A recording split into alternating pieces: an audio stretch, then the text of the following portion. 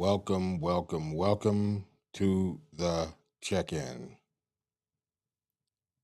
Give me one moment while I get the privacy settings right, and we'll get right into it. Uh, in the meantime, the disclaimer: if you dream of bunny rabbits, rainbows, and running through fields full of roses, and you have thin skin, this show is probably not for you. If you're not ready to confront things and you're easily offended, this show is not for you. This show is not intended also to disrespect, harm, or hurt anyone in any type of way, shape, form, or fashion. The show is to help people. That's why we do it. So if you feel like it's something you want to watch, stick around. If you don't and you feel like it's something you don't want to see or hear, just go to another page. There's no need to report us. There's no need to do any of that. Just go to another page and watch something else or listen to something else. This just may not be the show for you. And with that being said, all of that has been said, welcome to the check in. I am your boy Heat Detector. And as you can see tonight, we have some people on the panel. We have some special guests on the panel. Tonight, we have, of course, part of the Unwrap team. We have Ill for Real in the building tonight. What's up, everybody? Good And we evening. have a very special guest tonight, a woman who is a humanitarian, a spiritual healer, a tribal woman, a counselor of sorts, An awesome person. awesome person, yeah, Yes. someone spiritually grounded, and an elder. Uh, Tonight we have the honor of having Christinia in the building tonight as well. Hello. Humble as always. Um, Tonight, I wanted to talk about something that was heavy on my mind this morning. And those of you who know about the show, I never pick or think about the topic until day of. And I woke up this morning and it was really heavy on my mind. Uh, Healing. And it just wouldn't go away. It would not go away. It was literally pounding in my head all day long. Just healing, healing. What does it mean? What does it mean to heal? And how does a person heal? Uh, and so it had me really thinking about myself and other people, thinking about just a lot of things in life, and the healing of the mind, the healing of uh, emotions, trauma, everything, physical healing, everything. So I just want to touch on something real quick. It says mental and emotional healing involves acknowledging, processing, and uh, integrating painful experiences, fostering self compassion, and cultivating healthy coping mechanisms to promote overall well being. Sounds simple. Sounds like, oh, okay, I'm just going to wake up tomorrow and guess what? I'm going to be in the greatest mood in the fucking world and I'm just going to accept every damn thing. But unfortunately, our brains don't work like that. And it takes work and it takes a lot of I feel like it takes a lot of introspective work, Mhm. looking deep inside of who you are, looking at maybe those who have hurt you and forgiving that. But even more so important, I think forgiving yourself first Mm. is extremely important because I think once we begin to forgive ourselves, then we can forgive other things that may have landed us to hurt other people, if that makes any sense. Does that make any Yeah. Oh sense? yeah. Oh yeah. Yeah. So like if I forgive myself for hurting ill for real or hurting Christiania, then and then it helps me to understand maybe how I even got to that place of hurting people. And then I can get to a place of possibly asking Christiania or ill for real for forgiveness, right? And or helping them heal from my shit, Mhm. you know. Uh, sometimes I think that sounds to people selfish, you know, but also too, even if you're healing, it's not anybody else's responsibility, and that's a key factor, I think, because no one has to forgive you. They don't owe you a forgiveness. You know what I mean? That's why I think that's why it's important to forgive yourself before you even begin the process. You know what I'm saying? Mhm. You know. Well, you guys can chime in anytime you want. I Well, mean, that's very wise, George. I'm yeah. glad that you see it that way because that's the George, way who's that? heat detector. Yeah. Heat. Sorry. Yeah. Okay. So go ahead. I'm sorry. No, I think that's very wise of you, Heat, to have that outlook on it because it's true. Right. I mean, we have to process anything that made us feel uncomfortable or discontent in the way we think, and once we process that for ourselves, we can understand the other person a little bit better. Right. I'm going to turn your mic up a little bit more. You can Oh, talk to Phil for real quick if you want. Or okay. Yeah, I mean, it's got to always start from within too, you know.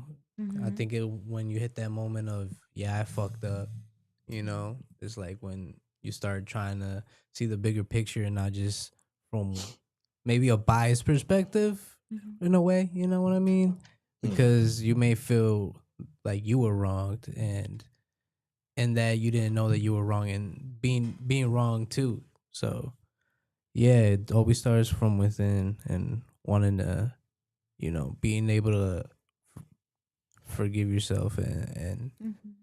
be okay with the fuck ups because everybody fucks up. I know. And I find myself having a harder time forgiving myself than forgiving somebody else.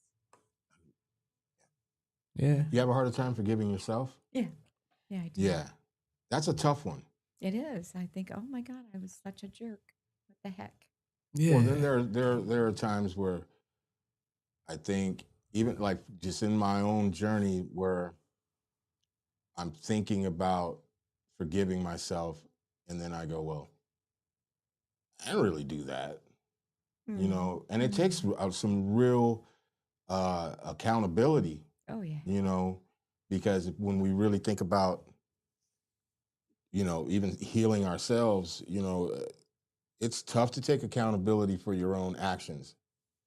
And it's tough to take accountability, especially when you realize the damage that you have caused. Mm-hmm. It's hard to accept that, you know, and to forgive yourself for it. But it is part of the process, and it's an extremely important part of the process. I feel like, Mm-hmm. you know, what do you think?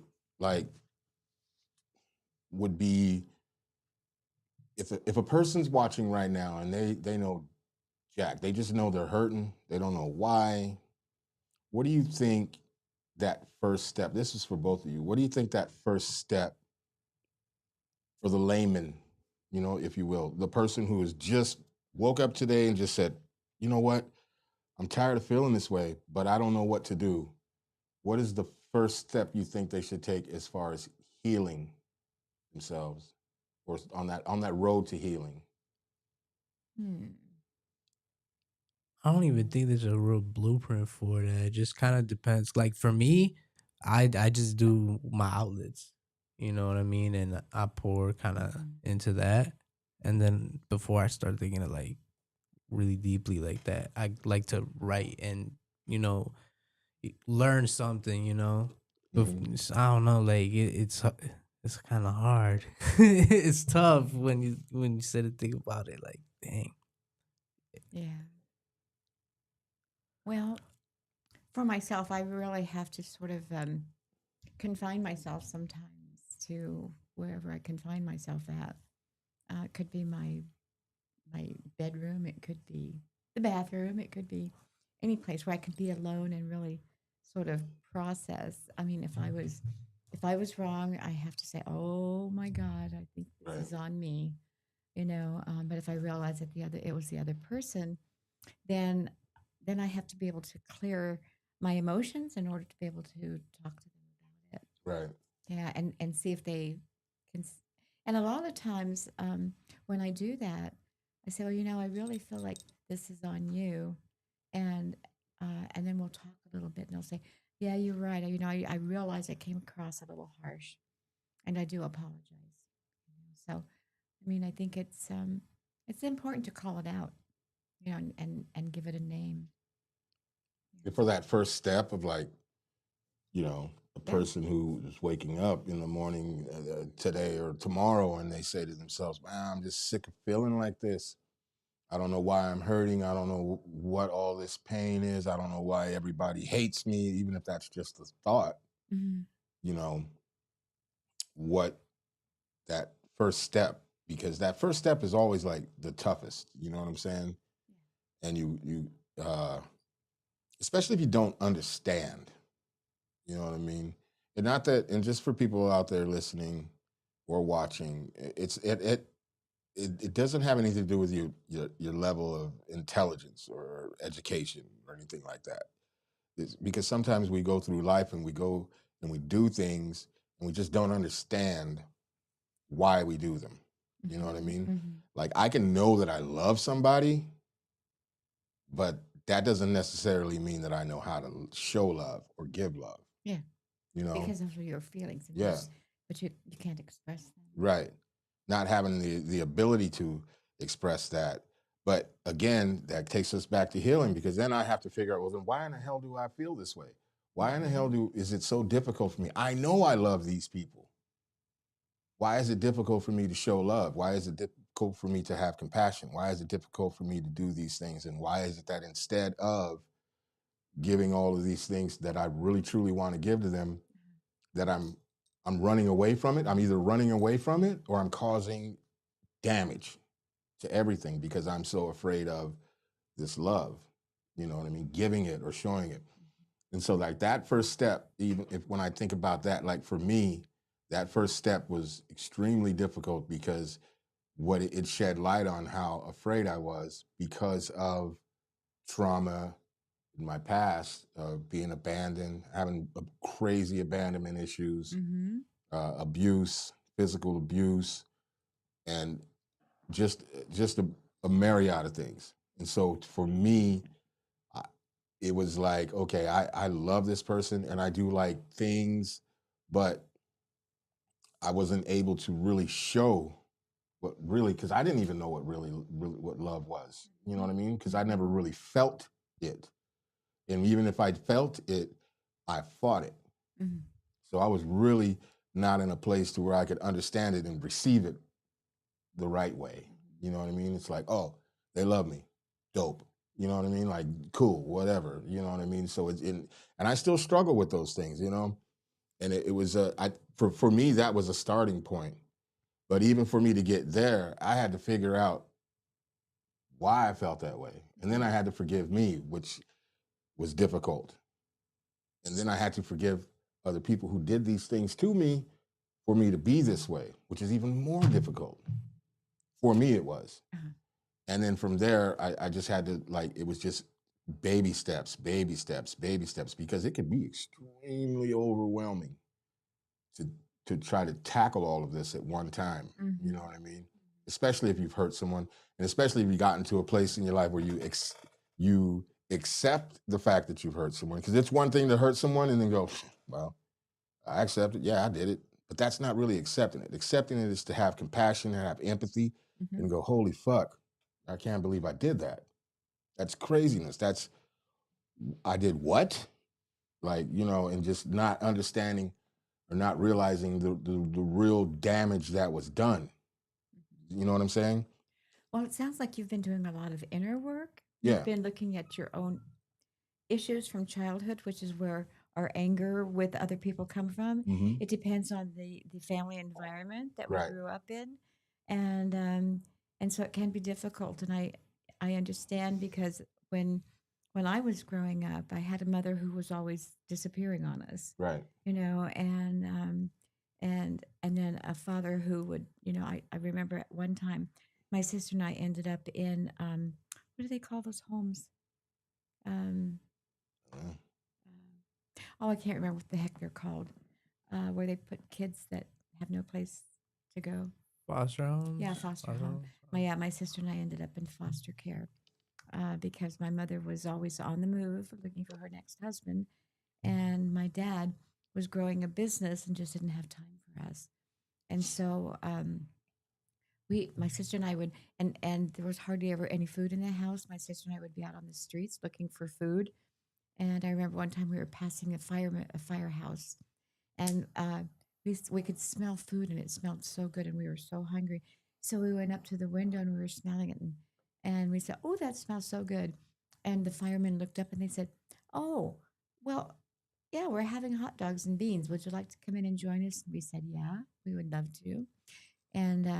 And so we did. We went down and they fed us because my mom wasn't there. My father was gone on a business trip, and so they took us in, and then they reported it to social services. So that's when we got taken away from my parents and put in foster care. Then my mother came back from wherever she was and went to court and got us back. And then when we left court, she immediately gave us back to our father and said, "There you go. I got you out of this one. Now try to do better." And took off again. when you got to a point in your life where you were able to uh, not know about it. Obviously, you know about it because it happened to you. Yeah. But when you got to a point to where you were like, "Oh shit, I was affected, really affected by these things." Mm-hmm. What were like? Did you take steps at the time that you recognized it or became aware of the damage that it had caused you, the trauma that it had caused you? Well, it took a while for me to be able to face it. I Hmm. think um, most children like to think that they're in a loving home, and that was my fantasy. And I knew my mother used to say, "I love you, goodbye," and be gone. My father never said, "I love you." Um, I became very suicidal one day and took an overdose, and we had to. I had to go to the hospital and have my stomach pumped, and the doctor on duty that night just happened to be our family doctor, and he told my father about it, and he said, "Why?" I said, "Because I don't think there's nobody that loves me. Nobody ever tells me they love me. I have no clue. I just didn't want to be here anymore." And so then he said, "Well, you need to talk to your father about this." I said, "Okay, I will." But just to make sure that I did, he talked to my father about it. And then my father came to my room that night with some hot milk. Um, and he said, "Why did you do that?" I said, "Because I'm tired. I don't feel loved by anybody. I just don't want to, I didn't want to be here anymore. I'm not sure I want to be here still." And he said, "Do I have to say I love you?" He said, "I keep a roof over your head. I keep food in your stomach." I said, "They do that to me in foster care too, but I don't think they love me." And so I think he kind of got the point. Anyway, it was pretty traumatic for me and for him. And he got better after that. Um, I still didn't hear "I love you" a lot, but I left home when I was 17, right after I graduated from high school. And I went looking for whatever the hell love could be. Hmm. Had no idea really what it looked like or felt That's like. that's. I think that like I know that for me, like that was a lot that had to do with it, looking for love and not really understanding not how to accept it, not how to show it, but Mm-hmm. the need for it was Mm-hmm. so overwhelming that I looked for it everywhere but the right place. Yeah. Everywhere except for when it was sitting right in front of me. And that's a hard pill to swallow, but it's important to to confront those things and then figure out where they came from, Yeah. and then take the baby steps that you can to not just confront them but acknowledge them and work on them, Yeah. and then be able to that so that you're able to take the next step because there's multiple steps in healing. There's so many Always. different Yeah. steps. And That- I would love to hear from Mateo about it. Yeah, I mean, like it just like it starts with you type stuff. You know what I mean? Like to get deep into it, like it was different too because you felt like a separation of people that didn't understand. Like you were saying like materialistically, he didn't have to say that he loved you. He felt like just because you were in his eyes fed and had a roof over your head that was enough. And sometimes it's not enough, and so it kind of starts with yourself, being able to kind of think about like things that were kind of out of your control and how you can move forward from that. Because the way like I was brought up Catholic and they kind of didn't really explain that type of stuff, so it was kind of hard for me to even express those type of things like depression and feeling Yeah. a lack of love because they really wouldn't understand that we were kind of going through our own type of thing. They would always be like, "Yo, muscle that out. You got this. Like that's easy. Like what are you talking about? Go outside. Like that was kind of like the attitude towards it. Like, um, especially being younger too, like in grade school, and you know, I didn't grow up in a perfect home neither, so it's gotta kind of stuff that you gotta accept that it kind of wasn't on you, like it and you got to move forward from that and I do my best to use that as a strength of an example of how I could be better, and trying to not spend so much time on dwelling on dang like why did it happen to me and now I can't love. So I try to give as much love as I can, and I try to be different. I do my best, not try. There I go. But yeah, it thankfully I'm still breathing. I still have a chance every day to do better, and that's kind of how I kind of tackle things that I go through. Um,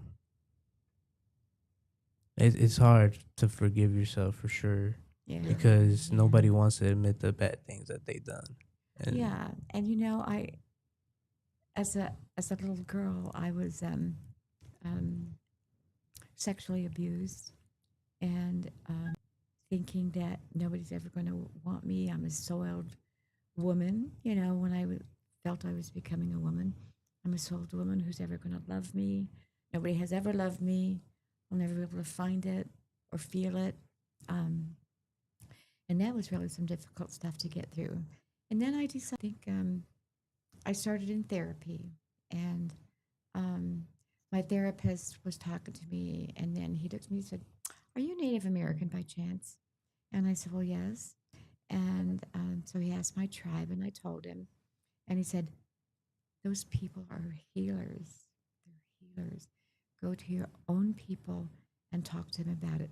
So I did, and that really started a really powerful healing journey for me. And I was able to to work through it and to first forgive myself and realize that I was a child. I wasn't the perpetrator. I was the perpetrated. And when I finally realized that, it really was an awakening for me. Because I thought it happened to me because I was just I must have been a bad girl. Right. I want to thank and welcome Tony Lynch from shit. Hey, Tony. Grieving. Hi, love. Let's talk about it. Grief. Let's talk about it. Podcast. Welcome, Tony. I don't know if you've been listening in, but the show tonight is about healing and all the different aspects and processes in healing. First, tell everybody who you are, and then hop right in, bro. Yeah, most definitely. How's everybody doing tonight? First and foremost, Christinina, George, everyone. Heat Yeah, detector. man. Heat Yes, detector. heat detector. Heat. Heat detector. My bad. My bad. My bad. Just George, the Uh, gentleman that you're speaking of. I'm sure he's an amazing person, but that is not I. Not tonight. All right. No, thank you for having me on, man. So I'm Tony Lynch. I'm the host of the Grief Let's Talk About It podcast, and host of the conference of the Global Grief Conference, author, guest speaker. Working with men for It's like awesome. 6 years. I own two nonprofits, and still going to this day. Well, thank you. We thank you very much for being here. And you already know, man, love the hell out of you, man. What are Most your definitely, thoughts on healing and the process of healing? man. The process healing is good for people, but Mm, the process of healing is hard, right? Because a lot of people don't understand the sacrifices that you have to make in Mm, order to heal those parts of you that are not healthy, right? So, and what I mean by that, you have to first ask yourself or recognize that there's something wrong with you. And then you have to be courageous enough to go in and figure it out, right? And that requires you to be really honest with yourself. It's going to require you to get out of survival mode. It's going to require you to be vulnerable. You're going to have to give up some stuff, man, in order to get to where you need to be. And most people who go on a healing journey don't really understand that, right? mm, And throughout that course, man, throughout that journey of healing, you're going to lose friends along the way. mm, oh, You're yeah. going to lose family, but it's definitely worth it. But you have to want it too. You have to want it, because if not, you're not gonna get to where you need to be. And it's so easy once the process starts. It's so easy to revert back to the person that you used to be, right? Because it's safe. And so there's a phrase that goes around that people really should um, hold on to. Get comfortable being real uncomfortable, Mm-hmm. right? Because it's going to tell you a lot about yourself. It really is. It's going to tell you a lot about yourself, and a lot of it you might not like. You're not. And what people oftentimes do is that they resort to pointing a finger at somebody. They go back to wanting to be a victim, and you got to get out of that. You do. Hold yourself accountable. Keep taking the steps. Go back to where the things first started, and then you start over. And what I mean by that, so a technique that I developed along the way was learning how to dream backwards, right? Once I realized that I was messed up, I said, you know what? I don't want to do this anymore. I don't want to be the person that I am, because I used to be a very violent individual. But I knew there was a part of me that wanted something better. And so I told myself, I said, you know what? Let's figure it out. Let's mm, figure it all out. And so I did. I began to trace my life all the way back, all the way back to where it started. And then I had to heal those versions of myself Mm. mm. The in order to versions get to of where I yourself am. Yeah, is yeah, I like key, that. because the version of me as a child is different than the teenager and the adult, the young adult, the adult, and the grown ass man that I am today. But uh, that's a that's a that's a difficult one, and even understanding those versions, because I've done a lot of that self reflection and all the different versions of me. I looked at a picture of myself. I had to be about 6 or 7, Mm, and there was a lot of thoughts that went through my head. There was a ton of thoughts, and I just, like, as weird as it may sound, I wanted to hug that little boy. oh yeah. Like, I wanted to hug him fiercely, because I could see in his eyes he was the world was new. It was, but even at that point in my life, there'd already been things happening, and there was still, you could see in the eyes, there was still hope. There was still something there. All was not lost in that particular version of me. You know what I'm saying? Not that everything was lost along the way, but it was, and to a degree. But the thoughts were like, damn, it really had me thinking about, okay, well, where was I at, you know, 11, 12, 13, 14, 15, and because it changed, Mhm. everything changed.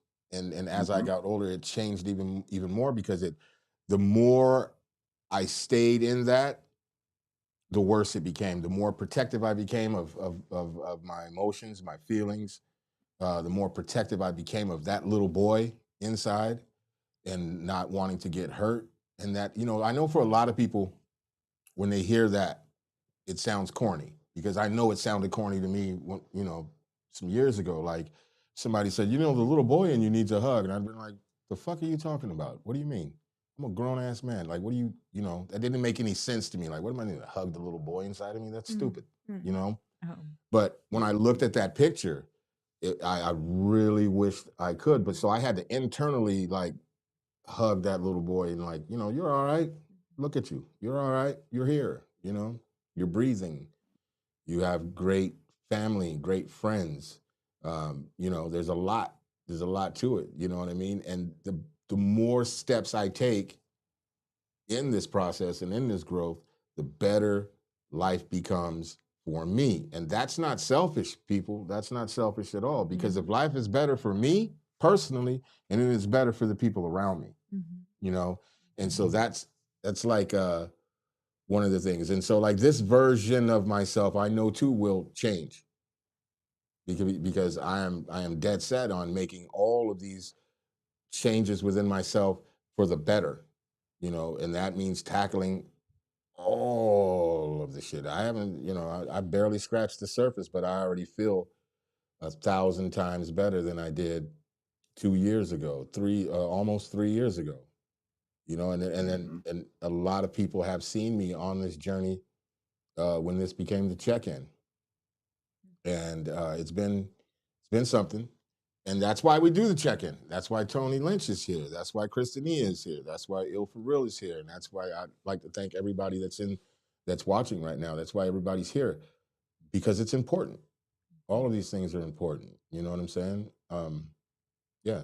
I mean, I'm talking too much, but And how about for real? I was I just think saying. it's just so difficult too when people are impatient to heal too. Oh, I That know. makes it so hard. Well, that's thinking by three different. yeah. Yeah. Oh, I Yeah. was thinking that earlier too. I was. Four, Really? don't forget Tony. Oh yeah. Oh, Yeah, Tony. it's No, no, that's fine. I was just thinking. There's a quote, and dive deeper into it. But the quote says, a person's biggest fear is that they will see the person that you see when you look in the mirror. Now, let's think about that for a minute, right? that's a Because most people that are in survival mode, that go into healing mode, are, Uh, Uh-oh. You froze. no way, and man. that's what caused them to learn how to survive. We're gonna Survival. need you. We're gonna need you to Run repeat it all of that. back. You Run it froze. back, please. Okay. Can you hear me now? Yeah. Yep. yeah. Okay. So what part did you not hear? All of it. All of it. Start All with the right. quote So again, because that Start quote with the was quote one fire. more time, That was if you beautiful. will, if you yeah, could. Yeah. so the quote goes, "My biggest fear is that you will see me the way that I see myself when I look in the mirror." Mm-hmm. What that breaks down to in the healing, when you're younger and something happens to you, you're afraid to admit that you're afraid, right? So you go into survival mode. When you go into survival mode, you learn how to protect yourself, and you get to hide all of those things that you're afraid of other people seeing. In turn, you're beginning to mask the traumas. You're beginning to mask all of the violence or the abuse that has happened to you in order to protect yourself. For me, and now I'm just going to use me. I'm not going to use nobody else. So when I figured it out, I realized that I had to be honest, that I was a afraid little boy, that all of these things happened to me. I became violent to protect myself because I told myself no one's ever going to hurt me again. Right. And so I learned how to fight. And then I learned how to fight with the big boys. And then from there was no more stopping me. I Mm-hmm. had no fear of it. But to be honest with you, my biggest fear was that someone else was going to hurt me. Mm. Yeah. And that was the version of myself that kept me safe. If you ever hear a person say, you know what I'm saying, I got to keep myself safe, that person's willing to go to the ends of the earth to hurt you before Oh, they yeah. let you hurt them. You see what I'm saying? So Ben, you have to be honest with yourself, man. Like when are people going to finally admit that you're afraid? All these many years that you've been hiding yourself from the world is because you're afraid to let people see what's been done to you because you don't want to heal. That's why most people keep that circle. They always go back to the things that they're familiar with because it's safer for me to be over here and I can act out and no one's going to say anything. But behind closed doors, how many tears have you cried in your pillow when you're by yourself? Mm. How many times have you rocked yourself in a corner because you know what I'm saying? Because you don't know what's going to happen. Mm-hmm. How many times have you admitted to yourself that you're afraid to die? So, you know what I'm saying? Like you have to heal all of that, man. Yeah. You have to. What about the drugs and alcohol? When are you going to admit that you used that to numb the pain that you was feeling, but you surrounded yourself with other people just like you Mm-hmm. because it was safer to do that because you know ain't nobody going to say nothing. So what you out there sloppy drunk or bent over a corner because you know what I'm saying you didn't smoke too much of this, that, and another. When are you going to admit it? Man, you got to be honest with yourself. That's what healing is. Healing is being honest with yourself. Mm-hmm. That way you can show up and start to be honest with other people, Right. I think you I know? yeah, I think I may have talked about this on the last time. The last time I was honest with you. You weren't on this. I keep telling. I told you Well, that what today. was I on? You were The you. trust tree, no? Yeah, you were on the trust tree. Oh, the trust tree. Is this not the trust tree? No, this is not. This is the check-in. Okay. Well, anyway. Before you say that, I want to read something. Okay. It says self-compassion. Practicing self-compassion is a powerful coping strategy that can promote emotional healing by treating yourself with kindness and understanding. I think that part is extremely important. Well, it has been for me. How about that? Yeah. Okay. Uh, because I didn't treat myself very kind. You Yeah. know what I mean? And that goes back to looking in the mirror because I hated what I saw in the mirror. Mm. And when I hated what I saw in the mirror, I internalized the hell out of that and would beat myself silly over the shit. So Hmm. treating yourself kindly and is that's hard to do when you've been through all of those things. But I just wanted to read that self compassion real quick. Okay. Well, when I What was about having grace with yourself? Yeah. Well. yeah. Yeah. Well, that's what I was going to say is that I think when I started learning how to um, protect myself and love myself was when I started walking the spiritual path of my people, going to ceremony uh, a lot, all the time, um, and because we we go all the time because we believe that if you're going to walk a spiritual path, it's a very narrow road, and so you have to make sure that you keep your balance when you're on the road. So, and your balance includes the emotional, mental, physical, and spiritual. And I like to say, if you put the spiritual first, the rest will fall in line. Um, and that's really how I learned how to forgive myself. By doing those ceremonies, by going on the hill. It's called Hamdlecha, and you go on the hill for 4 days and 4 nights, and you pray. And it's a time of great introspection, a lot of introspection, especially at night when you're scared to death. Oh, I pray. At night is when Yeah. I really, really prayed. And once the fear was gone, then I started dealing with the darkness. And I was able to deal with the darkness that dwelled inside of me as well. And that's how I learned to do that for me. And then because I thought that I remember as a young woman, I wanted to know if my family was the only crazy family in this country.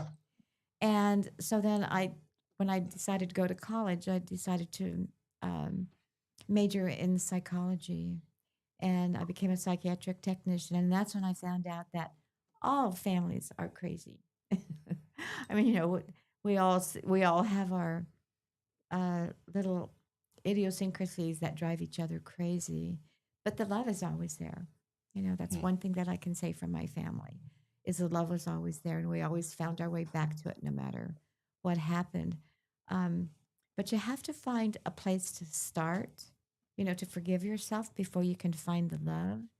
And so I appreciate what you said, Tony, because very relevant, I think, probably for all of us, Oh yeah, to hear that because, we spend a lot of time talking about that. integration.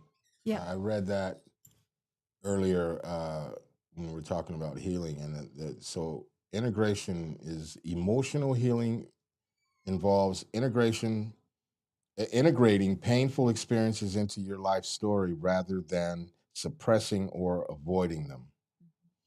That's a tough one. Well, at least it was for me. Well, all of these are tough as hell for me. So, Oh, yeah. Oh, yeah. and then being mindful, like mindfulness techniques such as self meditation, deep thought, breathing, praying, body scans can help individuals release emotional baggage and promote relaxation and stress reduction.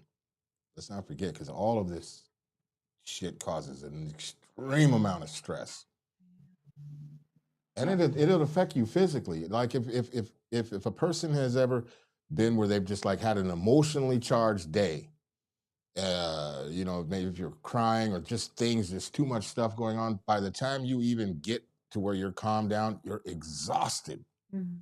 physically Hmm. exhausted, like drained of all energy. You don't want to think, you don't want to do anything. And I think that is probably one of the most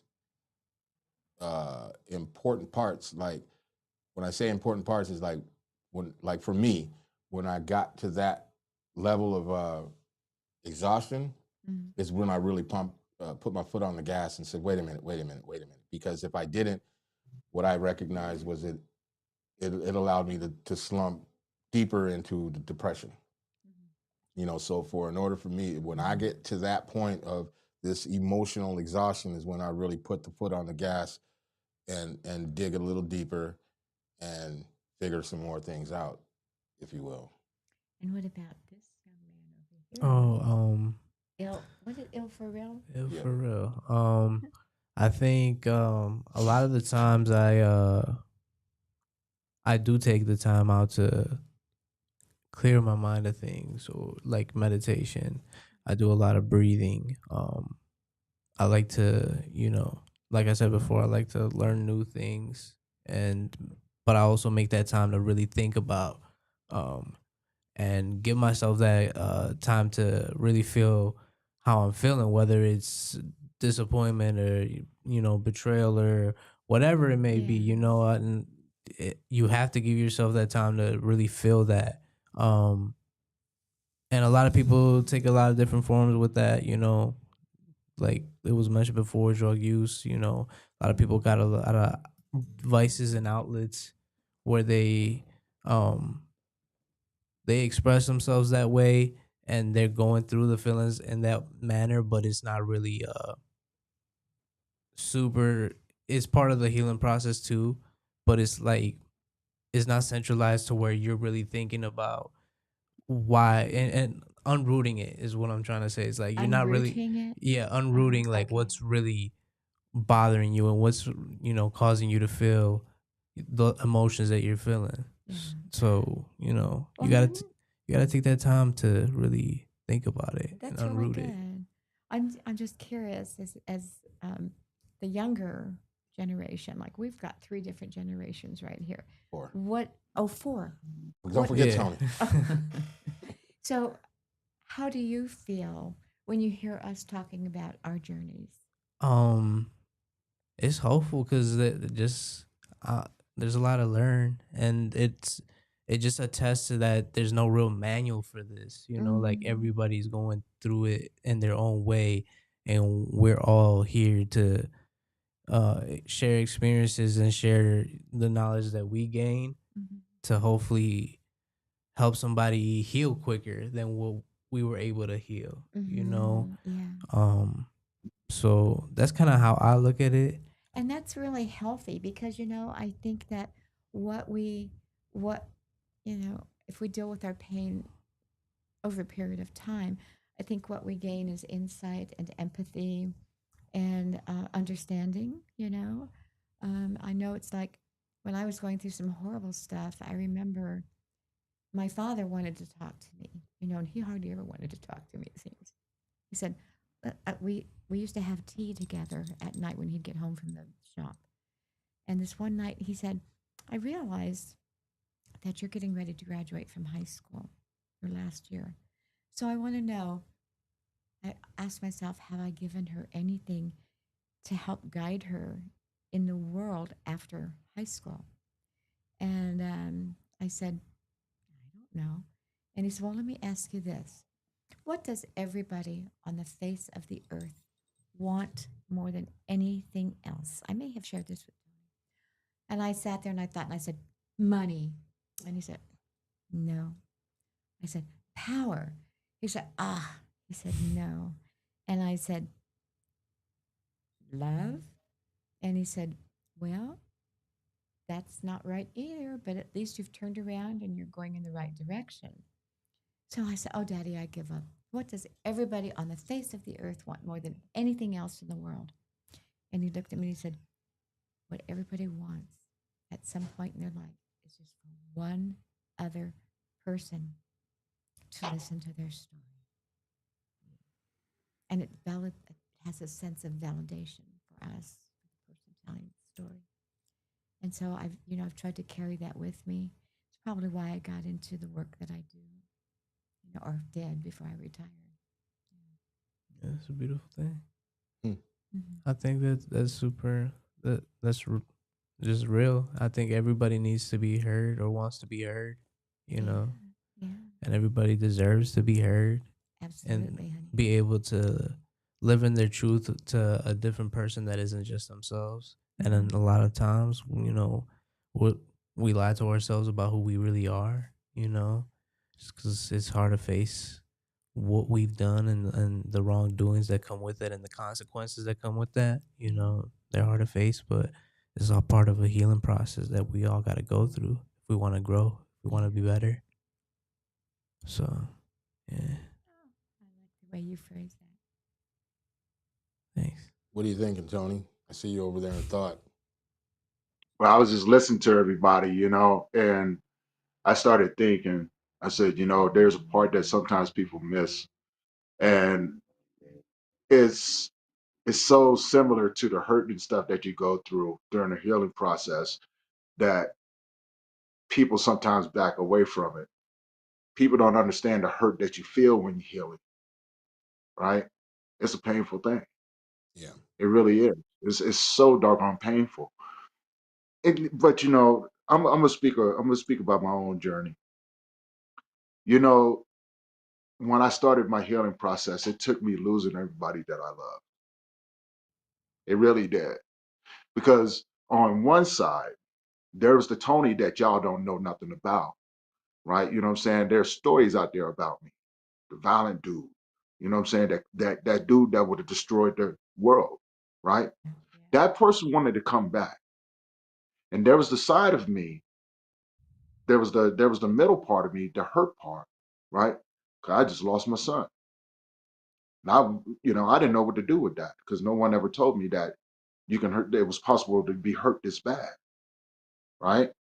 And then there was a other side of me that said, you know what? I don't want to do this anymore. So what I mean by that, there's different roads that you have to take, and you have to make a choice, Mm. a really conscious choice of which one you really want to take. Now, I could have easily taken the one that would have been the most easiest for me, and that would have meant me going out here and just not turning back around, right? Go out here and make the world feel my pain. Then, what I'm saying, you had the other sides. I chose the one that was hardest. I chose the one that was hardest. I chose to look at it and say, you know what? Nothing's going to change what has happened. but I can't go on like this because these two right here are constantly at war with itself, right? And it don't matter which one of those win, the Tony that you see today loses. So there's a Indian proverb, and Christina probably knows about this. There's two wolves, Mm. one good and one evil. Now this comes from the conversation that the grandfather was having with his grandson. And so the grandfather was explaining to his grandson about the two wolves. And he says they're constantly at war with one another. And the grandson said, well, grandfather, which one wins? And the grandfather said, whichever one you feed the most. Hmm. So if you think about that, right, that's the healing process. When you're healing, how you end up is the one that you feed the most. And that right there is a conflict within a conflict because it sucks either which way it goes. You know what I'm saying? One is going to put you somewhere where you don't want to be, and the other one is going to take you a long time to get to where you want to be.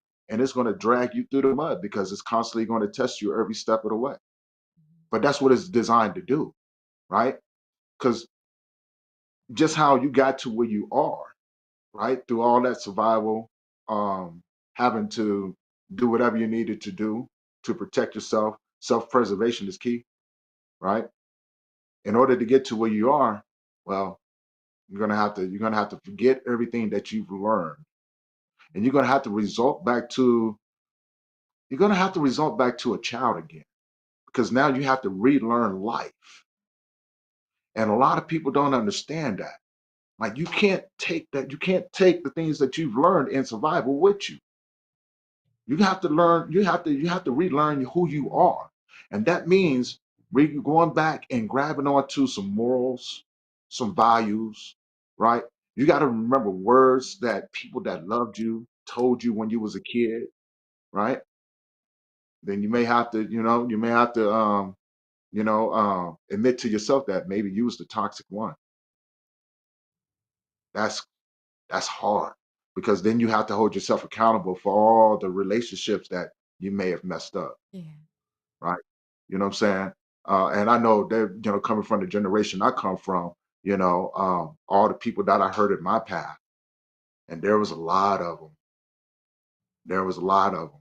And I had to go back and say, dang, I was fucked up. I did that, right? And most of these people didn't deserve what I did to them, but I still did it anyway. It takes a long time to admit something like that, that I was that messed up, right? And I made excuses for everything that I did. Oh man, I broke that dude's jaw just because he was looking at me the wrong way. Oh man, I robbed those three dudes over there just because, you know what I'm saying, I was broke. I could have I could have did something different, but I didn't.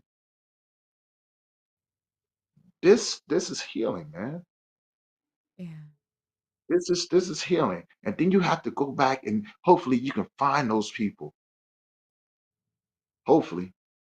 And you go to those people and be like, look, man, I'm sorry. What about all those exes that you did dirty? How many times did you cheat on your exes? Right? And told them, you know what I'm saying? Oh girl, you did this to yourself, right? You know what I'm saying? How many times have you went back to them and go, look, you didn't deserve that. Didn't deserve that, right? I was messed up, but I blamed you for what I did. What about the family members that you cussed out just because they was trying to tell you that you was doing out there messed up in the streets? When did you go back to them and go, look, man, I'm sorry. As a human being, we have to do better, but it all starts within, right? Christina said it, you know what I'm saying? It's a reason why we do the work that we do today. Yeah. You know what I'm saying? Big Heat is out here, got the podcast talking about mental health, right? Check in. People come in and be honest, real honest with themselves and with the audience, because there's people out there right now that need to hear these things, Yeah. right? And I'm pretty sure somebody out there, man, you know what I'm saying? That's hard. right? You know what I'm saying? But man, it's part of the process that you have to go through, man. It really honestly is. Yeah. You know, like there's a lot of times where people may rub me the wrong way and I have to check myself because I don't want to have an emotional reaction to it. I'd rather respond to them in kindness, you know what I'm saying, than to turn into the person that they're trying to get me to turn into. But that's also part of healing too, where you can look at the next person and have empathy for them, right? Compassion. Why? Because you walked that path before, Yeah. right? So Yeah. you can't keep repeating the same things over and over again, expecting different results. That's the definition of insanity. And another part of it is too self-love, right? When you learn how to take care of yourself the proper way, you will never tolerate another person coming in and taking that away from you. Because you gotta once you start treating yourself good, it's gonna be real hard for another person to come in there and treat you bad. That's also part of healing too, right? Because you can say, nope, not doing that. So, there's those are just some of the layers that you have to peel back just within yourself. Everybody's healing journey is going to be different, Yeah. but I always encourage people to go and do it. Go and begin your journey, right? Start the process. Take those steps. Don't be afraid. It's going to knock you down a little bit. It's going to reveal exactly who you are underneath. And you're gonna find your authentic self after you get through healing the different versions of yourself, Mhm. right? Because there's going to be glimmers of who you're becoming or who you're supposed to be within that process. So take the time, Hmm. really truly take the Well, shout out to that. Thank you for all of that, Tony. Real quick, D Nick, thank you for showing up. D Nick is, Oh, blessing. and he's a new father as well. He's Oh, got the baby with him. I see you, congratulations. boy. I see the big smile on I your face. know. That is a Proud big daddy. smile. Congratulations once again. If you Thank you. could for a minute, Thank you. tell the people that are watching and the people here on the panel who you are, brother.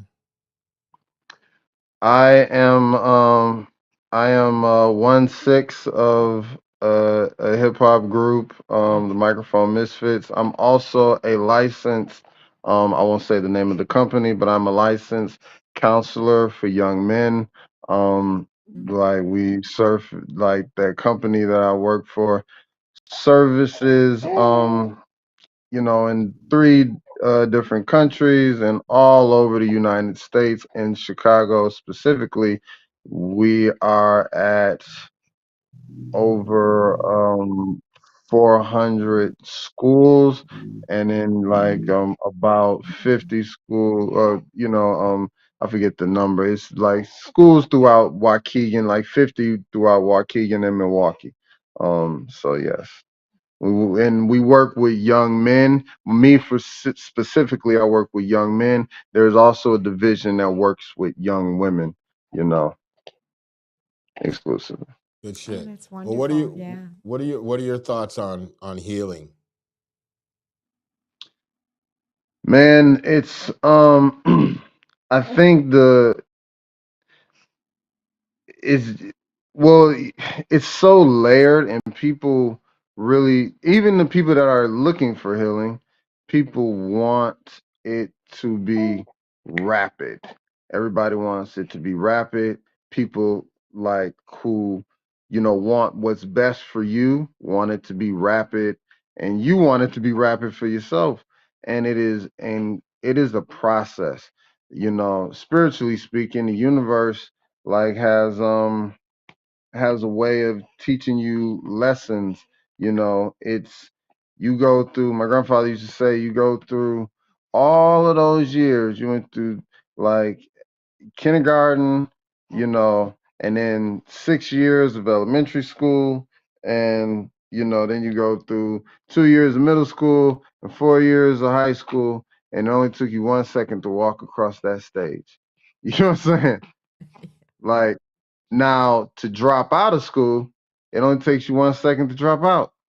I don't want to go. That's the universe telling you, you know, what's worth it is that journey, and the journey is gonna feel long.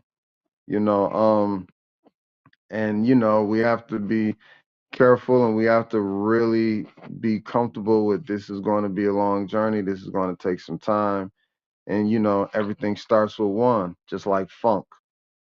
Get it on the one. So you start with one. You start with one and you build one day at a time, one step at a time. You can project to the future, but it takes time, and you know where your goals. So what's that's a long term goal. What's your short term goal? What's your short term goal? Mhm.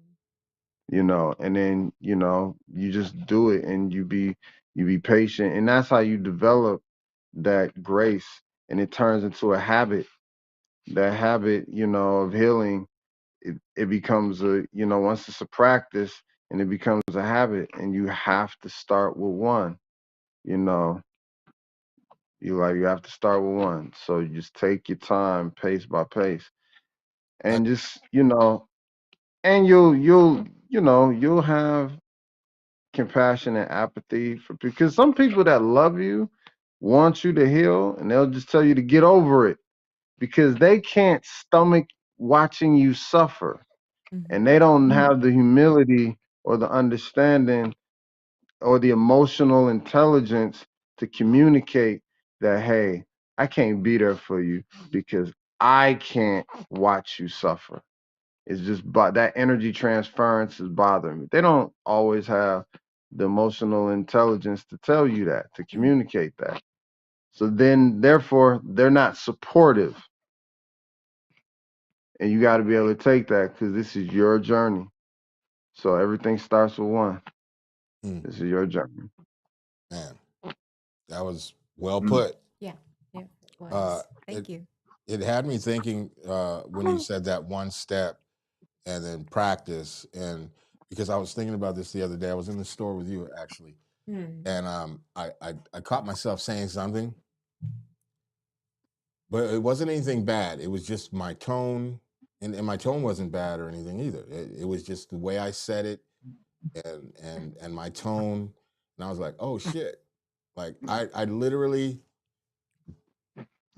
it's like having that and turning it into a habit of processing information and then saying what I want to say, or even just being kind instead of being abrasive, Mhm. and I was like, damn, when did I like, damn, it's like I didn't even realize I was doing it, but because I had taken the steps to get myself where I want to be, it is now habit. You know what I mean? It's now a habit for me to have this compassion, to have empathy, to sit and listen instead of just running my mouth, and processing things and understanding what's going on, not only with myself, but even the others around me, and how my actions and my behaviors affect people. And I really thought about that right now. I was like, oh shit, like I literally, I'm basically kind of, I'm giving myself a pat on the back. I told you before, like a lot of times me personally have to verbalize things out loud in order for it to like click in my head, Absolutely. but I was like, wow, like I've really been at this for a second. I didn't even realize that I had been putting in so much of that practice, that one step of recognizing it and then implementing it every day. I haven't been great at it all the fucking time, but just from that first step and being aware of it and going through it every day, man, and it's given me a lot of peace. It's Oh given me a yeah. lot of peace because I don't have to overthink anything. I don't have or feel the need to get angry about stuff because I'm processing it like in real time. Before I didn't really process it, and I'm not even gonna say really. I didn't. I reacted all the time. And so finding myself in that position where I'm processing it and just for whatever, if it was good or bad, if it's good, I take it in, I accept it. If it's bad, I fuck out of here with that in my own mind. Yeah. Like I don't, Right. but man, it was good to hear that like right now because it just reaffirmed something I was thinking earlier, and I just needed to say that, get that off. Like I have to, I have to verbally say things to myself out loud. in order, like, what is that? Self-affirmation. But I Yeah. have to do that shit out Mhm. loud. I need to verbally hear myself say these things. One of the things that I've noticed about me in this journey that I'm on, I have to say Yeah, it. yeah. Even if I'm by myself, I have to say it out loud just to remind myself. But yeah, man, I like those words. I like what you said, man. And Tony too. Yeah, the can you say that quote one more time, man, about the mirror and looking at yourself? Yeah. People's biggest fear is that you will see them the way that they see themselves when they look in the mirror, right? So it's a reflection. And mirrors show you who you were and who you, right? It's a reflection of everything that you've ever gone through in your life. Because there's a sense of fear of that, right? You know Right. what I'm saying? No one wants to admit that you're afraid. No one. And as men, we're taught to man up. We're taught to go out into the world and, you know what I'm saying, figure it out. But no one says, you know what? It's okay to be afraid, man. It's okay not to know everything. We're supposed to figure it out. We're supposed to be providers and protectors. We're supposed to run into the fiery building, you know what I'm saying, with no fear, because that's what people expect of us. Right. And then we hold ourselves to that standard. And at the end of the day, there's nobody there because everybody saying, oh, you the hero, right? You know what I'm saying? Oh, you the badass, right?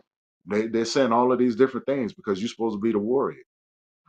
But it's not always that way, man. It's not always that easy. It's not. Tony, And I like Tony, I'm sorry, Tony. You just made me think of something like a situation that I went through at work. Like someone told a young man, it was a security guard, told a young man to man up because he was hmm emotional about a situation. And I watched the whole thing, and the security guard I was telling him right. I was like, man, if I told the young man to man up, if my supervisors heard me say man up, I would be suspended. I'm not allowed to say that at my hmm job. Like I'm not, you know. And he's like, and he was start hitting me with like, no, man, all this soft da da da da and this that and the third. He can't. It's okay to be emotional, but sometimes you gotta man up. And I just let him have it. He felt the way about it, and it just made me think about that happened to me last week. I was like, man, Mhm. because it really me telling him like, man, I would be suspended if I said that. Like if my supervisor heard me say, man up. We're not allowed to say that in our Right. organization as counselors. I think that's a good idea. I sometimes when I'm in meditation or something, I always pray for women to become stronger and for men to become more gentle. So I like it that you say, you know, don't allow anybody to tell you to man up. Because I think that you're going to, I think that we're all going to be who we're going to be, you know, depending on how we feel at any given moment. So I like Yeah. that. You know, I want to add to both of those right there, if you don't mind. You said something, right? You know what I'm saying? You're absolutely right, Christina. You're absolutely right about all of that, right? And what I mean by that, so when that security guard told that young boy to man up and things like that, is because he hasn't healed, right? He's stuck in a way of life, right? You know what I'm saying? That told him that he needed to be tough. Again, he's afraid to let people see who he really is. So Uh-huh. when he sees a young man doing that right there, right, it's something foreign to him. So of course he's thinking that he's doing the right thing by going over there and telling him, "Hey, young man, you're gonna have to man up." That word "man up" right there has taken out so many people because sometimes it's real hard to man up, Mm-hmm. right? But now here's the other side to it. Those people like that, they serve a purpose. They can be an example of what you don't need to be, right? Those people at some point in life becomes those reasons why you need to start to heal, right? Mm-hmm. They can be all of that. No, nothing is ever wasted in no one's life. People I that know. come in like family members and things like that, those family members that come in that don't understand your healing journey, they're there to test you, right? So if you look at that, if you listen to that family member and they don't understand what you're going through and they're constantly saying, hey man, you're gonna have to speed this up and things like that, it's because they haven't done it, Mm-hmm. right? That's a test, but that's a test for you though, right? That's a test for you. They're there. That's life testing you to see if you're really willing to go through what you need to go through in order to be the better version of yourself, Mm-hmm. right? Mm-hmm. Completely heal That's a those different parts. multi-layered. Because, That's a multi-layered test too, Tony. Like, cause right, it's right.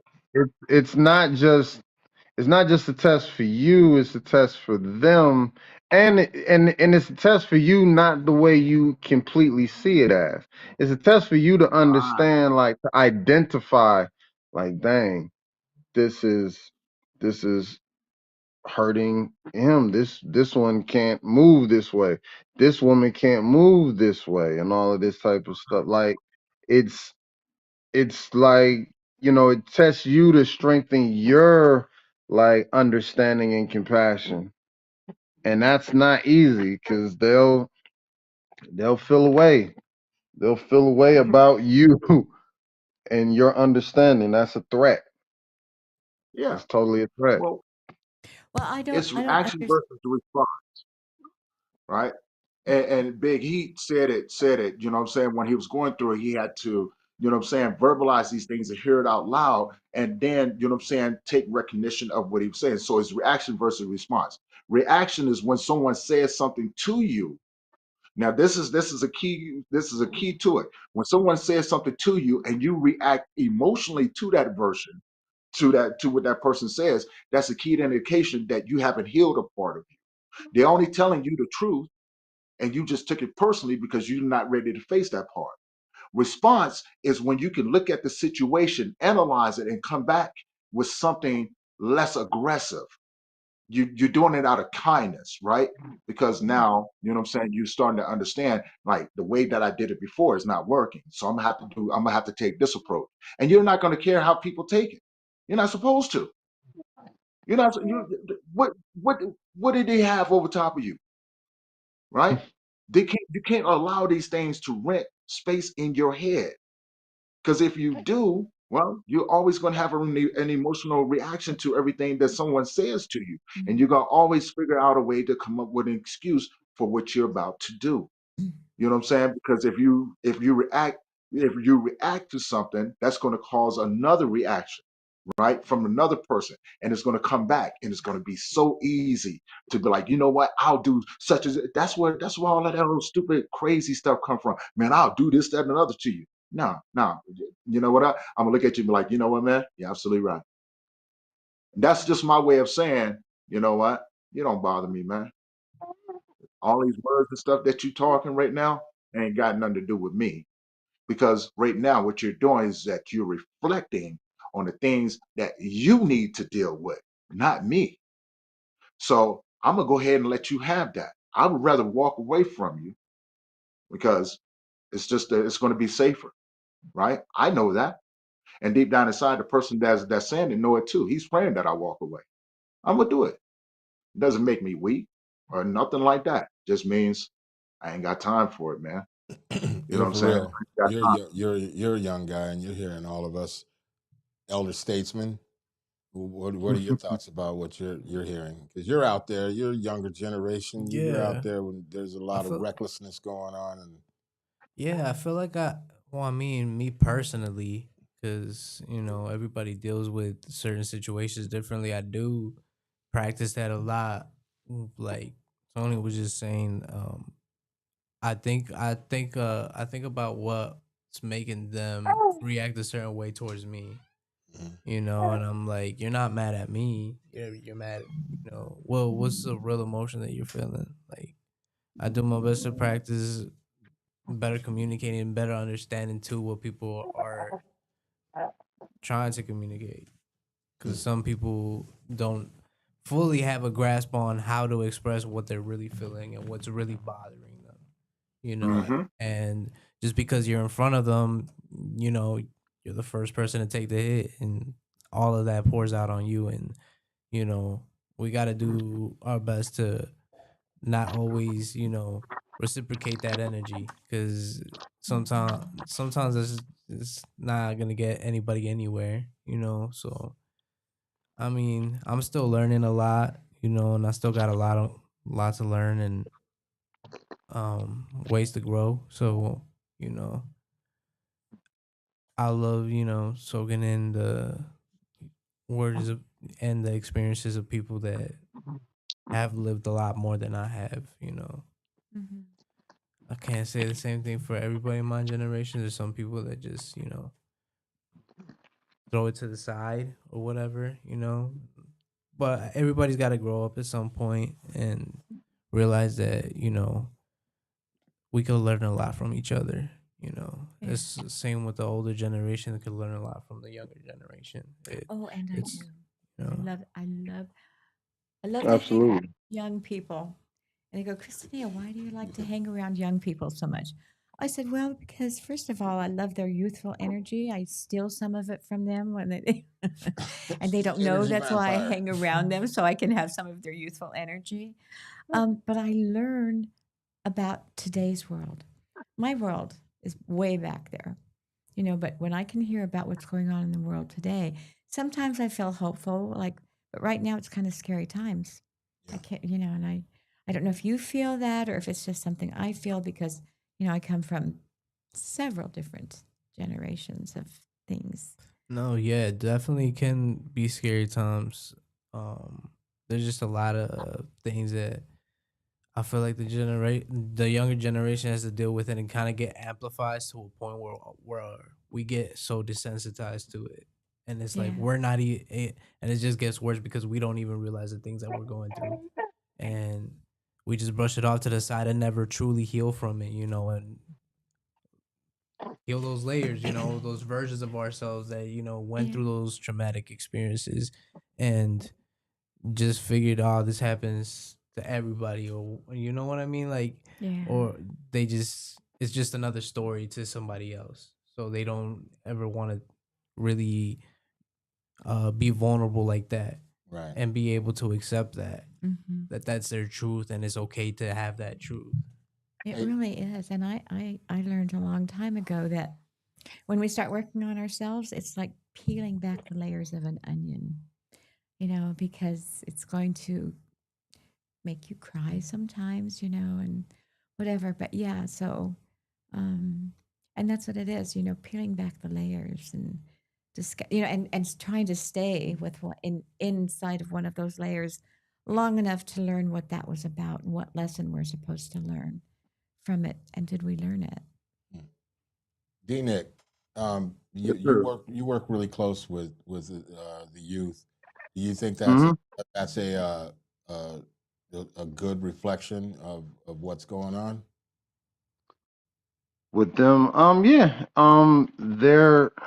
they struggle to because their big struggle that they don't feel that it's ever supported and or supported or encouraged, and it's tough. It's tough for grown people to do it, like you know, like or you know, it's tough for everybody, and we feel we have reasons to just deflect and to not, Oh, you yeah. know, like, "Oh, I can't do it because this will happen," you know. And then some of that be true, and that's the thing. It's some of that does become true. Like when you know, there's a context to all of it when they just want to survive, and that's a struggle for them. And so but that's a struggle for everybody. I don't even like fully like rock with the generational gaps like that. Yeah, Mhm. I think that's just some marketing BS. You know what I'm saying? Um, they struggle the exact same way we struggle, Mm. the exact same way that we struggle. They're just younger and have more vigor with it. Um, like, Mhm. but it's the same thing. It's the same science. I know kids that have lost their kids the same way as Tony, but they kids. They don't hurt any more, any less than how Tony hurts and has to deal with that every day. Like, I'm an adult. I've been disowned by my mother. You know what I'm saying? Mhm. Like, that's difficult. That hurts. You know what I'm saying? Like, that hurts.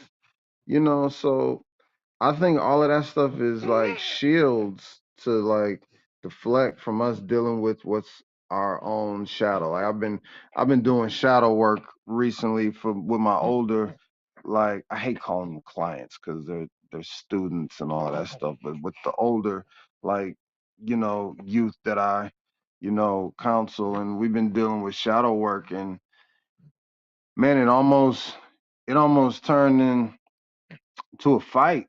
I mean, we got through it. We got through it without it being like going to fisticuffs, but it was difficult, because some boy says something about, man, reveal yourself. Like, talk about your brother who was killed, and he just lost it. Just the mention of his brother just made him lose it. And it's like, man, we had to really do shadow work. And I caught him. I was like, hey, man, how that make you feel? Like him just even mentioning it. He's like, man, make me mad. Make me. It's like, okay, that's your shadow. That's your shadow that you got to deal with, you know. And then, we were doing the processing and healing and all of that stuff. And it's tough, man. That stuff is tough, Mhm. and that's such an easy deflection. It's like, that they're young, you know what I'm saying, or we're old. You know what I'm saying? I ain't getting older, I'm getting better. You getting younger. I mean getting older, brother. Like, you know what I'm saying? Mhm. But that's the thing. Like it's not, honestly, they probably have a better advantage because they have less of a practice with their toxicity than we do. You know what I'm saying? So they're actually at a better advantage. Like, I'm not sure, Tony. I think you work with older men and like fully fleshed out adults, and it's, man, that sounds really taxing. You know what I'm saying? Like, I don't know if Not I really. have, huh? Not really. Right. So like, but and it's all relative, right? So like Tony has a level of strength that I would have to really, really like work on to work with older men. Like I'm happy with the population that I'm with. You know what I'm saying? That I work with, you know, But like see, I've that's all yeah. part of your gift too, right? You know what I'm saying? So when you talk about working with the youth, it's something I've never done before, right? I was a man when I had to figure out everything that I was going through, figure out the hurt and things like that. So it only made sense, right? You know what I'm saying? And I understand what most men go through is figuring out the similarities that bring us together and then working on it as as a unit, right? You know what I'm saying? And so, and what I Yeah. mean by that is that most men are looking for the same things. They're looking for somebody, you know what I'm saying, that they can connect with. We've all gotten to an age to where we're tired, but not just that Yep. physical tired. It's emotional, mental, and spiritual Emotional. tired, Yep. right? You know what I'm saying? Yep. And so most of those men are at a point in their life where they're like, look, I want to be better, not just for my family, but most importantly, me. Because if not, man, there's gonna be a time I don't know if I'm gonna make it. There's Yep. times when I want to ride out to the middle of the desert and go ahead and be done with this, right? Yep. And they have families. They have wives and children and you know what I'm saying and things like that. But dude, life done beat up on them, right? So one of the things that I started doing, and this is the hardest thing that when I do it, people kind of look at me kind of strange. But Someone said something to me the other day. They said, "When is the last time somebody gave you your flowers?" Right? What they meant by that, Yeah. most people don't ever get their flowers till after they're gone. Right? Mm. That's when people realize, you know what I'm saying, how important you were to them. And now they want to say it when you're in the grave, how much they love you, you know what I'm saying, how much you meant to them, and things like that. So I made it a point. Everybody I come across and moving forward, I always tell them, hey, man, I love you, man. It could be a complete stranger. I love you, man. You are important, man. You know what I'm saying? I see what you do out here in this world. And I know life is tough for you, man. I love you. And so, Man, I'm making a point now to be able to do that. I'm gonna give you your flowers now, just in case if somebody else didn't, because that's how I much I struggle care. with that. I struggle with the Right, flowers thing. I right. know And you because know what? I don't know if I want those. Actually, I know I don't want those. Like I I don't need my flowers. They're not for me. Those are for the living. Those are for the people that are dealing with my loss. Oh, oh, Uh-oh. he'll be back. I don't know what happened. Okay. Oh. But He'll be back. Mm. but Mm. but you know what, man? I loved And your that's analogy, totally Tony. fine. Right. But that's totally fine. Most people aren't ready for that, right? You know what I'm saying? Maybe they haven't gotten to a point where, you know what I'm saying, they see the importance of that. There he I is. Sorry I about think that. just for me, you know, Okay, mama. Okay, mama. it's like situations like that, be nice. Like I see you as a father, man. And I look at that and it makes me go, man, you know what I'm saying? I know what that feels like. I remember what that feels like. So for me, that's mad respect. Like I see you over there being a father. Because for one, I don't get the opportunity to do that no more. And no one can look, I don't need nobody come and tell me, you know what I'm saying, how good I was doing at doing the job I was supposed to do. But damn it, man. You know what I'm saying? Sometimes it's good for a person to be like, dude, I love you, man. Just just so you can feel seen and heard, right? You know what I'm saying? And that can be the only thing that you hear though, right? You may Yeah. get it from your wife, you may get it from your kids and things like that, and that's totally fine. But what about the people like myself, Mm-hmm. right? That don't have the family. I don't have a mom and dad. I don't have, you know what I'm saying? I don't have my younger brother. I don't have my son no more, right? When I go to bed at night, it's just me. When I get up in the morning, it's just me. I don't have a significant other. So you know what I do? I make sure that I feel seen and heard when I look myself in the mirror. Because the first "I love you" needs to come from me. Because there's no guarantee that I'm going to get mine.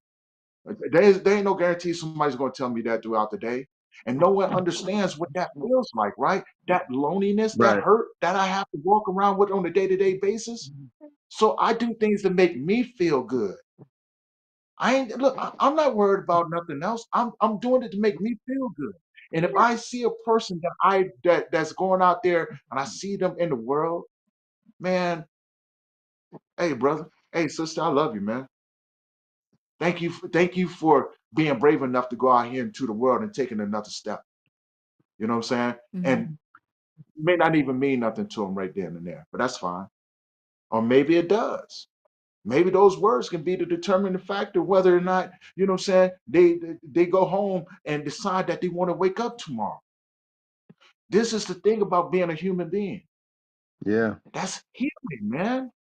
When you can look at the world with compassion and empathy because of the walk that you had to walk, right? And you could see that in other people. Man, look, I wish I can explain it, you know what I'm saying? But this gift that was given to me through You pain and explained it trauma, really well.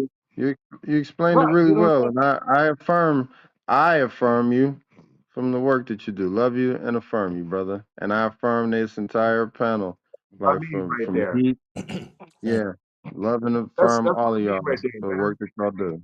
Thank you. Thank you. Yeah, there you Wow. go, man. And that's all it means, man. Like, dude, I see you. I see each and every last one of you, right? I see the determination and the gratitude and appreciation, but I also see the pain that you've had to carry. I've seen the battles that you don't tell nobody about, the demons that you had to put to bed because you knew that they was dangerous, right? No Hmm. one understands how much work you had to put in.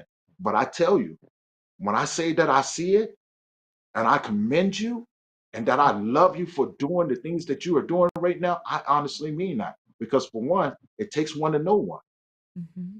right? And that's the truth. You know what I'm saying? I've had the Mm. honor and the privilege of being able to make friends that became family out of Christiania, out of Heat, out of D, you know what I'm saying? And Love for Real over there, right? You know what I'm saying? Seeing everybody, and I still look at everybody and go, man, that's respect and love right there, Hmm. right? It don't take much, man. Mm. It don't take much for a person to see your own battles. We don't walk two different of paths and things like that. It may Right. seem like that because you've been a lonely one, but man, I see it. And there's probably people out there right now that are probably tuning in, and I'm telling them the same things. Brother, sister, whoever you are, I love you. Mm. And nothing's ever going to change my mind. And the more I grow within who I become, the deeper my love is going to be for you. Right? You know what I'm saying? So hey, do with that as you will, please. You know what I'm saying? But I'm truthful about mine. Hmm. I Mm. love you. Yeah, man. Thank you so much for those words, man. That all everything that's been said tonight has really hit home. I'm sure someone's watching right now, and it hit home for them as well. Um, I think everybody was really insightful tonight on a lot of things, and There's a lot to be taken away from it, like to really look at what was said and to really take something from it. We hit the hour and a half mark, so Ah, like we do always at the end of the show, uh, the final thoughts. And Tony, we're gonna start. Well, there he is. He's back again. Yeah. And when you hit, you came at the right time. It's the final thoughts. All right, so we'll start with you, Tony. Then we'll hit you, D Nick. Then Christinia. Then Il for real, and I'll close it out. Go ahead. Last words, last thoughts, Tony. I'm gonna repeat what I said. Okay, I love you. Mm, mm. thank I you for love you. that, man. I love you too, brother. And I love you, It's now your Tony, turn. so much. Oh, I just had to say that. Oh. D Nick. Um, uh, checking out D-Nick, checking out pies. Physically, I feel strong. You know, um, intellectually, I feel stronger thanks to this. And I affirm all of that. Um, Emotionally, feel fulfilled and full, and spiritually, feel grounded and connected. One love to everyone. Blessings. All right. Man, that was beautiful, man. Thank you. It was. Christinia, Uh, final well, thoughts, last yeah, words. final thoughts. Well, final thoughts are I enjoyed being a part of this panel, and I appreciate each one of you very, very much. And Tony, I love you deeply. And I was going to ask you, do you have on a You're Enough t shirt, sweatshirt? Ah, there you go. You are enough. I love it. Anyway, so I want to thank each one of you for, being willing to make yourselves vulnerable and speak your heart. I really appreciate that. And I was just glad. Thank you so much for allowing me to sit in. Thank you. Yeah, along the same lines, I want to shout out the platform, shout out the panel, everybody, you know, was super insightful, and you know, like different generations, but I feel like we all learn from each other at the end of the day, and become better because of each other. Uh, love for everybody. I hope everybody finds their peace, finds their healing. You know, it starts with yourself, and give yourself. You deserve that. So you know, we're still breathing after it. Yeah. Mm. Shout out to all of that. I want to say thank you to everybody on the panel here, Christinia, Il for Real, Tony, D Nick, and everybody that was watching tonight. And I'm gonna double back and piggyback off of what Tony said. And I'm just gonna tell everybody that I love them and thank you for being here. And your presence is appreciated and your energy is appreciated. Mm-hmm. And I accept all of it, you know. And one of the things that I always say on the show to any and everybody that's watching, give yourself some grace. Give yourself grace and breathe. Please breathe. It's gonna be all right. We'll be back next Sunday at 8:30 as always. This has been the check-in. Thank you everybody so much. Love everybody. Shout out to Thank you. Overdose Music. Q, man, I love you, bro. He, by the way, he expressed love to everybody, you know, and I know that was hard for him to do, but the man's got love in him. All right. So thank you everybody for being on the panel today. This has been amazing and a Yeah, lot of it food has for been. thought and, you know, some insight and hopefully someone can take something from this and start their journey. And with that being said, this has been the check-in. See you next Sunday. Thank you guys so much for showing up. Peace. Peace. Peace.